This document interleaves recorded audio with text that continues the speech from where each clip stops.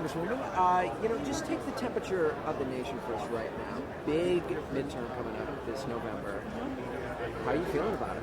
Oh, I'm excited. I think Republicans are going to take back the majority. So I think what we've seen, what just happened in Arizona, Carrie Lake winning her primary, who I endorse, Blake Masters winning his primary. I endorsed him as well as many other great candidates that are winning. I think it shows that there's a hunger and an appetite for a new Republican Party.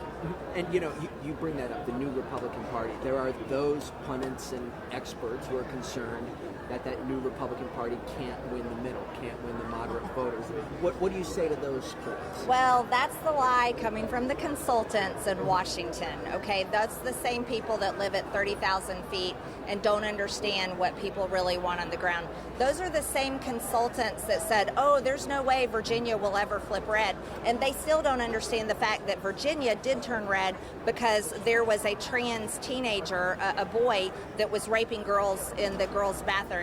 You see, that's how disconnected those consultants in Washington, D.C. are from what people really think and feel on the ground. So, you know what I have to say to them? I can't wait to see November happen, and I can't wait to see them proved wrong.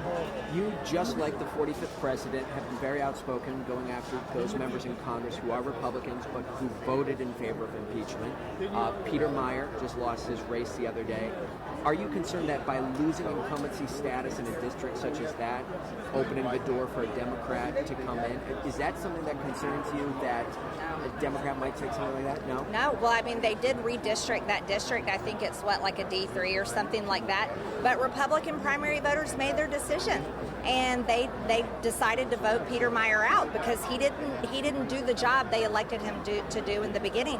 Now, if people are going to say, oh, that's why we lost that district, again, that's a ridiculous way to think and talk. It's redistricting. It's now a Democrat district. So that is the reality for that November election, but I really hope Gibbs pulls it out. I know I'll be supporting him, and the Democrats are doing such a bad job. Maybe a Republican will win a now Democrat district. And you look at all of the issues that are out there heading into November. What are the ones that stand out to you that the Republicans need to continue to hammer in order to take back the House? Well, I think we have a pretty good agenda going. I mean, we know we want to make America energy independent again. It's so easy to do. We know we want to make a strong economy and work on inflation. That's also easy to do. We want to support prosecution of criminals and support law enforcement. We got to clean up our streets because crime is out of control. And then the border, my goodness, it's like this is not complicated. We need to secure our border. But I'll tell you, there's some issues that I want to see Republicans get stronger on because I know they're important to Republican voters, and that is being the party that actually protects children.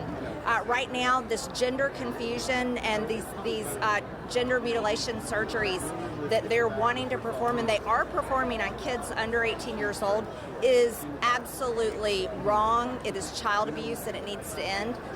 The puberty blockers and hormone treatments, that needs to end.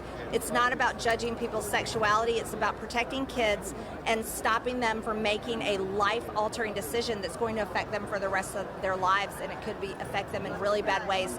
Republicans have to step up there, and many of them in Washington are scared of that issue, but I'm not. I'm diving straight in for it, and I think they'll find out it's really important to voters.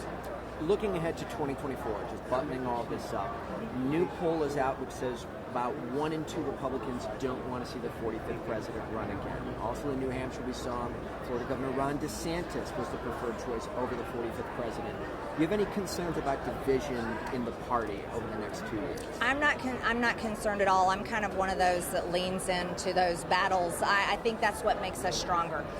So I'm excited for a primary. Of course, that may be one poll. I've seen a lot of other polls that have President Trump, 20 to 30 points ahead of everyone. I think Governor DeSantis is amazing in Florida. I think he has a huge future ahead. But I'll tell you right now, I am all in for President Trump. I loved his first 4 years. I think he won the second time, and I think he's the fighter we need to get in there and do some knockout punches for another 4 years. Richard, anything you want to add? If GOP takes back the House, who do you want to see as